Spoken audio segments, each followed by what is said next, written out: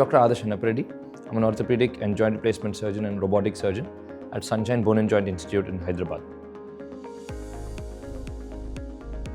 A lot of patients come to me saying, "Sir, I want to get operated by you. I don't want the robot to do the surgery."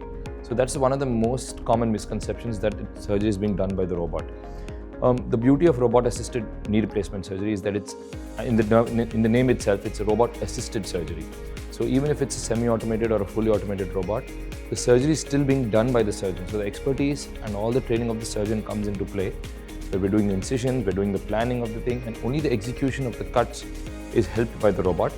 And on top of that, it helps us to remain within the boundaries that we have set for ourselves. So the biggest misconception and the question that patients ask is, are you going to do the surgery or is the robot going to do the surgery? Robot only assists the surgeon. So again, like the previous question, the surgery is not being done by the robot. The robot is like my assistant who is going to prevent me from going outside of the set boundaries. The beauty of robotics is the planning is still being done by me, the surgeon, and I can take that particular patient's knee or hip and plan around that particular patient's anatomy and make sure that I can plan my cuts and my balancing of the joint according to that patient's anatomy.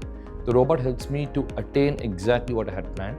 It prevents me from going outside of what is pre-planned, and it prevents me from taking out the normal bone or the normal tissues. That's where the robot comes into play. So accuracy, precision is improved by the robot.